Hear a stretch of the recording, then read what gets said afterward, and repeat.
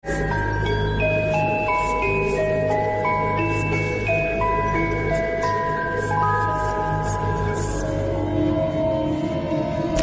guys, welcome back in my channel. Nama aku Rio, and this is The Mirror. Halo teman-teman semua, apa kabar kalian? Semoga selalu dalam keadaan sehat walafiat dan gak kurang suatu apapun.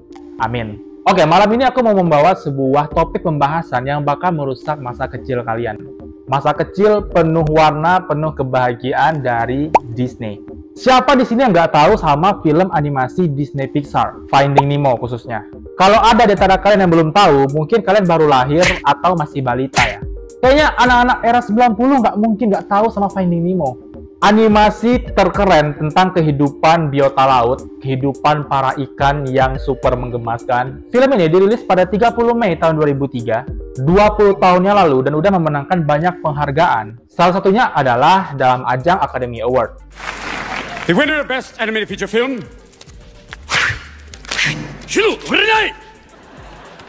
and the Oscar goes to Finding Nemo, Andrew Stanton. Karena memang sebagus dan seikonik itu filmnya. Dan aku yakin teman-teman pasti familiar dengan jargonnya Dory. Just keep swimming, just keep swimming, just keep swimming, swimming, swimming. Atau bahasa pausnya Dory. Dan film ini juga jadi satu film animasi favorit aku sepanjang masa, bahkan sampai sekarang ini.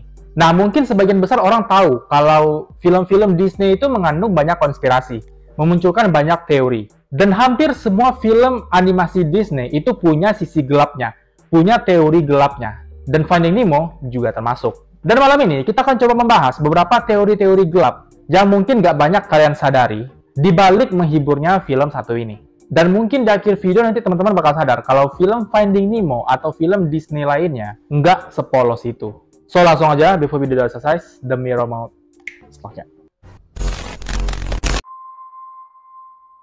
Nah, mungkin kalau misalnya ada adik-adik atau teman-teman yang nggak tahu tentang Finding Nemo, kita kilas balik sedikit. Jadi film Finding Nemo ini menceritakan kehidupan satu keluarga ikan badut kecil. Si bapak itu bernama Marlin, istrinya bernama Coral, dan si Coral, sang istri ini baru aja bertelur. Dia bertelur yang hitungannya mungkin ribuan. Nah, di tengah-tengah kehidupan bahagia Marlin dan Coral, tiba-tiba mereka ini dihadang oleh ikan barakuda yang cukup ganas. Dan karena insiden pada hari itu, semua telur-telur Marlin dan Coral ini semuanya pecah.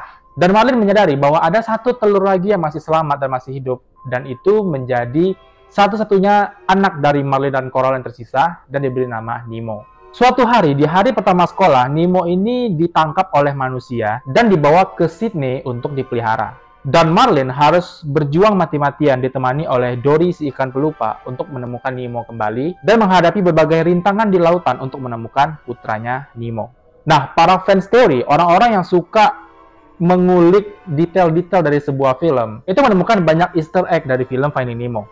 Atau hal-hal ganjil di film ini yang bakal memunculkan teori cocok logi yang membuat film animasi yang berwarna, penuh hiburan menjadi suram dan gelap. Nah, ada beberapa teori-teori dari film Finding Nemo yang ditemukan oleh para fans teori. Tapi terlepas dari ini teori yang betul atau salah, ini adalah cocok logi yang sangat menarik. Nah, apa-apa aja sih teori gelap yang ditemukan oleh para fans teoris? Yuk, kita masuk. Yang pertama adalah teori yang paling terkenal dari film Finding Nemo, yaitu Nemo tidak pernah ada. Jadi teori ini mengatakan kalau Nemo ini sebenarnya udah nggak ada sejak awal film. Dan Nemo yang kita lihat sepanjang film itu hanyalah imajinasi dari sang ayah, Marlin. Karena dia depresi telah kehilangan istri dan semua calon anak-anaknya, dan dia halusinasi lah nih kalau dia ini masih punya anak yang tersisa. Sebenarnya bukti untuk teori ini kurang kuat sih, tapi teori ini bisa ada karena kata Nemo itu dalam bahasa Latin artinya nobody, atau bukan siapa-siapa. Dan secara bahasa, Finding Nemo kalau kita baca dalam bahasa Inggris semuanya artinya finding nobody, atau finding no one, tidak mencari siapapun, atau tidak menemukan siapapun. Dan ini menjadi sebuah cocok logi yang sangat terkenal bahwa Marlin ini sebenarnya nggak mencari siapa-siapa. Dia nggak mencari siapapun, karena memang orang yang dia cari, atau anaknya Nemo, ini nggak pernah ada. Dan teori ini jadi masuk akal karena teman yang berpetualang dengan Marlin, yaitu Dory, adalah ikan yang pelupa. Jangankan kehidupan Marlin yang dia nggak pernah tahu sebelumnya, bahkan dia pun sering lupa dengan kehidupan dia sendiri. Menurut kalian gimana teori pertama? Komen di bawah. Yang kedua adalah bahwa Marlin ini mengidap PTSD atau Post Traumatic Stress Disorder, atau trauma pasca stres karena kejadian buruk yang pernah dialami bersama istrinya. Hal buruk itu membuat Marlin menjadi orang yang overprotective ke anaknya, yang kalau beneran ada ya Nemo-nya. Nah, dalam kondisi psikologi, Marlin ini dikatakan mengalami 5 tahap kesedihan, yaitu denial atau penyangkalan, anger atau kemarahan, bargaining, tawar-menawar, depression atau depresi, dan acceptance atau penerimaan. Kok bisa? Buktinya apa? Yuk kita kupas. Penyangkalan terjadi ketika dia nggak terima kalau Nemo dibawa oleh si penyelam, dan terus berkata no, no, no, no di permukaan laut. Menolak bahwa putra satu-satunya telah dibawa pergi. Jelas, ini kondisi yang sangat wajar untuk para orang tua. Tapi itulah fase pertama dari kesedihan, yaitu penyangkalan. Yang kedua, kemarahan. Itu datang ketika dia mulai kehabisan kesabaran karena tingkahnya Dory, yang pelupa dan terkesan nggak niat untuk membantu Marlin. Dan puncak kemarahan Marlin pada Dory itu terjadi ketika mereka sebelum bertemu ikan yang ribuan berkelompok yang bisa bikin macam-macam bentuk itu loh. Tahap ketiga, tawar-menawar. Itu terjadi selama perjalanan Marlin dan Dory dalam menemukan Nemo. Kompromi dengan para ikan hiu, dengan ikan berkelompok, dengan Nigel, dan banyak makhluk lain yang melakukan tawar-menawar dengan Marlin. Kemudian tahap selanjutnya, depresi atau keputusasaan. Itu terjadi saat Marlin dan Dory sampai di akuarium tempat Nemo ditahan dan melihat Nemo ini lagi pura-pura mati dalam kantong plastik. Dan akhirnya memutuskan untuk berhenti mencari Nemo. Dan terakhir, tahap penerimaan itu terjadi ketika dia udah pasrah dengan apa yang terjadi pada Nemo, dan dia mengusir Dory dan mengatakan kalau ya kita sudahi petualangan ini, kita sudahi percobaan ini gitu. Marlin menghadapi semua tahap kesedihan dan depresi di sepanjang film. Dan pastinya semua hal ini nggak terang-terangan dimunculkan dalam filmnya. Karena of course ini film anak-anak yang harus menghibur. Seperti yang udah kalian tahu, nggak semua film anak-anak itu sepolos itu. Tapi kalau kalian sadar ya, 5 tahap kesedihan ini nggak hanya dialami Marlin ketika dia kehilangan Nemo. Tapi itu juga terjadi ketika dia kehilangan istrinya, Coral. Penyangkalan ketika dia nggak mengizinkan Nemo untuk pergi ke sekolah. Kemarahannya ketika Nemo berenang terlalu jauh mendekati kapal. Tawar-menawar terjadi ketika dia membujuk Nemo untuk segera kembali ke tempat dia. Dan semuanya cocok dengan teori bahwa film Finding Nemo ini memiliki unsur gelap dan terselubung dengan sangat cerdas dalam penjelajahannya terhadap 5 tahap berduka dan berkabung. Nah, mengenai depresi yang dialami Marlin, ada juga teori yang mengatakan kalau semua telur-telur itu pecah bukan karena ikan barakuda, tapi karena sang ayah sendiri, si Marlin. Bukti paling kuat bisa kita lihat di awal film ketika barakuda mulai bertarung, mulai menyerang. Kita nggak pernah diperlihatkan kalau ikan barakuda ini mendekati sarang telur mereka. Dia hanya menyerang Marlin dan menepuk tubuh Marlin sampai pingsan di dalam anemon. Udah kan, itu aja. Dan fans teori berspekulasi bahwa Marlin lah yang memakan semua telur-telurnya karena merasa terancam dengan adanya ikan barakuda. Kenapa aku bisa ngomong kayak gitu? Kalau dikutip dari aquariumcircle.com yang dimuat di artikel Bobo, ikan badut akan memakan telurnya sendiri saat dalam kondisi tertekan dan biasa dilakukan oleh ikan badut jantan. Biasanya ikan badut akan memakan telur-telur yang kurang sehat, rusak, dan sakit-sakitan.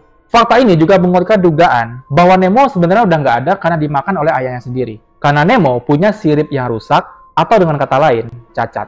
Cocok nih dengan sifat alamiah ikan badut. Gimana menurut kalian? Terasa makin gelap? Atau cocok lagi yang terlalu dipaksakan? Aku mau tahu pendapat kalian, coba komen di bawah.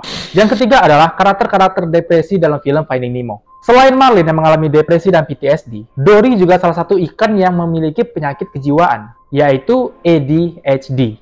Atau Attention Deficit Hyperactivity Disorder, atau hilang ingatan jangka pendek. Kondisi yang membuat karakternya mudah teralihkan perhatiannya dan melupakan banyak detail kecil, atau kejadian yang baru aja terjadi. Kemudian karakter Jax, si ikan pembersih, dan Gargle, ikan ungu kuning yang sangat anti dengan bakteri, itu mengidap OCD, atau Obsessive Compulsive Disorder, yang terobsesi dengan kebersihan. Kemudian karakter Deb yang mengidap gangguan identitas disosiatif, yang merasa kalau dia ini punya kembaran bernama Flo yang aslinya hanyalah bayangan dia di dalam kaca. If I'm not around, you can always talk to my sister, Flo. Hi, how are ya? Don't listen to anything my sister says. She's nuts. Oh, I can't see Flo. Flo? Has anybody seen Flo? Flo? Kalian pasti ingat kan semua karakter ini? Dan hal ini membuat film Finding Nemo bukan lagi tentang hiburan atau perjuangan mencari anak, tapi juga mengajarkan tentang orang yang memiliki penyakit gangguan jiwa dan mental tapi terlihat bisa hidup bahagia. Mereka bisa menjalani hidup yang normal dan penuh keceriaan. Gila, di sini makin terasa gelap kali gak sih? Tapi ini belum selesai ya. Ada satu teori lagi yang sangat-sangat mind-blowing dan di luar Naila. Aku ketika pertama kali tahu teori yang akan kita bahas selanjutnya ini dari film Finding Nemo, langsung bikin semua warna dalam film Finding Nemo itu jadi benar-benar hitam putih. Nah, apa itu teorinya? Kita masuk. Oke, film Finding Nemo pada tahun 2003 itu menceritakan Nemo yang dibawa kabur oleh manusia dan perjuangan Marlin dan Dory mencari Nemo. Tahun 2006, film Finding Dory menceritakan tentang Nemo dan Marlin yang mencari Dory karena dia berusaha mencari keluarganya ke Amerika. Nah, apakah setelah Finding Dory ada sequel ketiga dari serial ini? Dan kira-kira film ketiga ini nyari siapa lagi ya? Nah, kemungkinannya adalah Finding Marlin, mencari Marlin. Tapi ini bukan lagi mencari sosok yang hilang, tapi mencari jati diri yang hilang. Karena nantinya, Marlin, si ikan badut jantan, akan berubah menjadi seorang wanita. Yang simpelnya, nanti di film yang ketiga, Finding Marlin, adalah animasi Disney pertama yang mengangkat tentang LGBT. Atau spesifiknya isu transgender.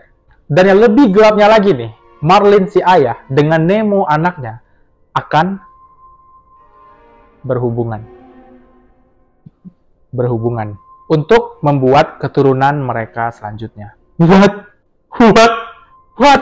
Ini gila banget gak sih? Tapi serius, ini bukan teori yang mengada-ngada, bukan teori yang asal ngebacot deh.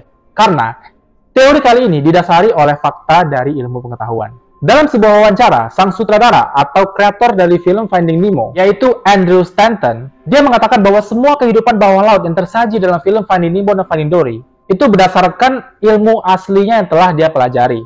Seperti ikan badut yang tinggal di anemon laut. Ikan badut yang menggosok-gosokkan tubuhnya ke tentakel anemon supaya menjadi kebal dari sengatan.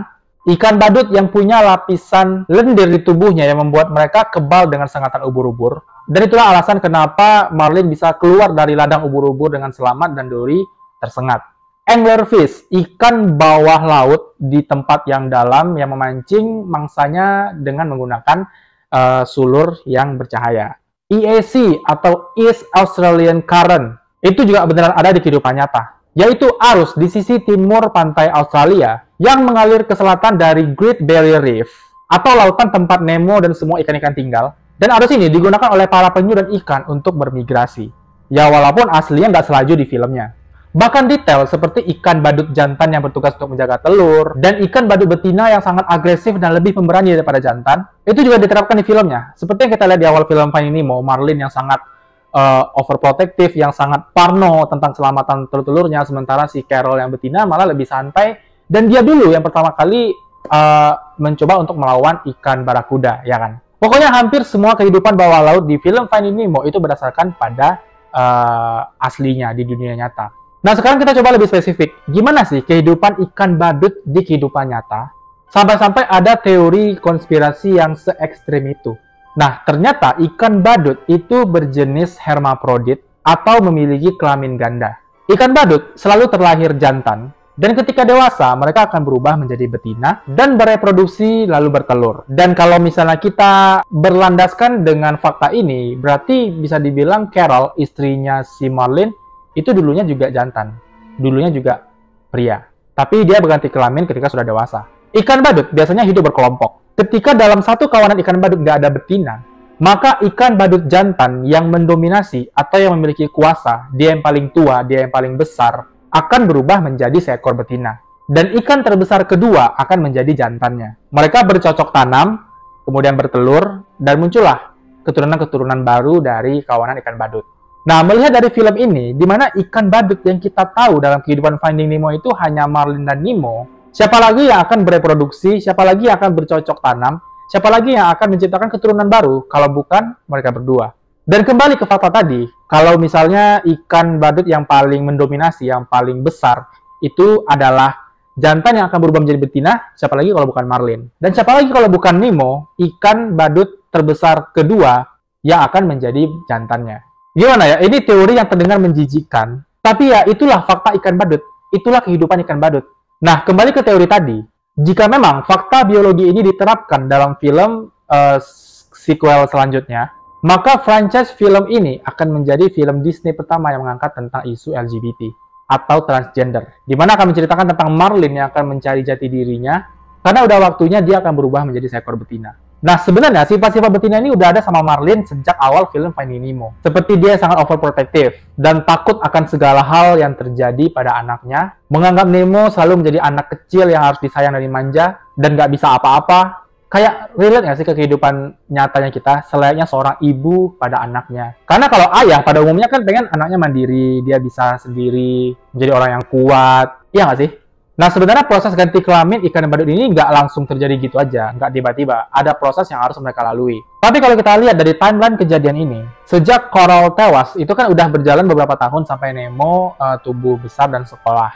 Dan film Finding Dory itu menceritakan kehidupan mereka 1 tahun kemudian, sejak Nemo berhasil diselamatkan.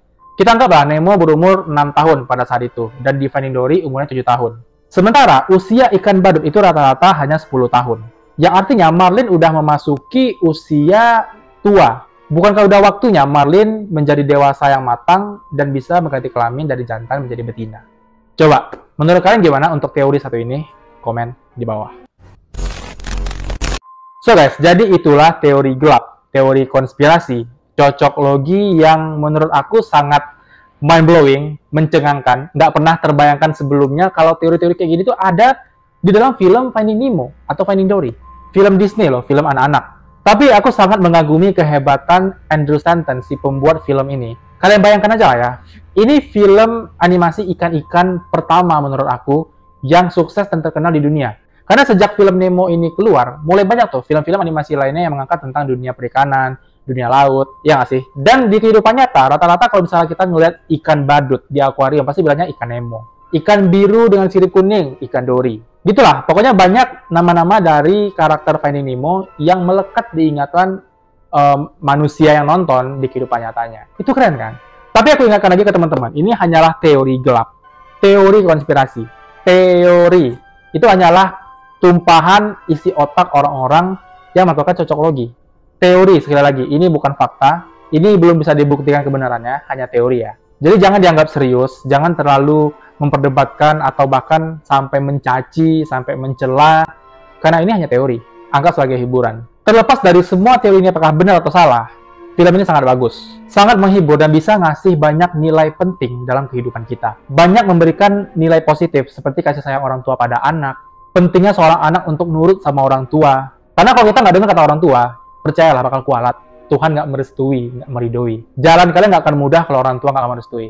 Film ini juga mengajarkan tentang seberapa pentingnya teman untuk membantu kita, persahabatan, kekompakan untuk mencapai sebuah tujuan. Sosok teman yang bisa memudahkan segala urusan kita, walaupun terkadang teman itu juga yang bikin urusan kita jadi sulit. Mengajarkan kita untuk tidak pantang menyerah, keep swimming, terus maju mencapai tujuan karena nggak ada yang nggak mungkin terjadi.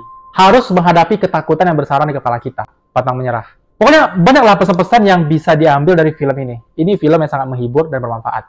Terlepas dari teori gelap yang tadi kita bahas. So guys, aku mau tahu pendapat kalian tentang teori kita malam ini, tentang pembahasan kita malam ini. Menurut kalian apakah cocok, masuk akal, ataukah ini terlalu mengada-ngada, ini teori yang nggak bener?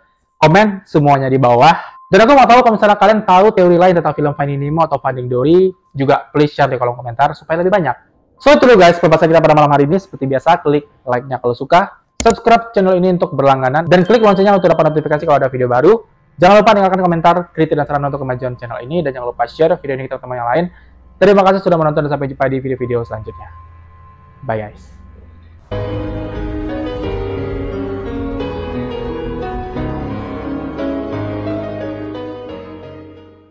Nah sekarang kita coba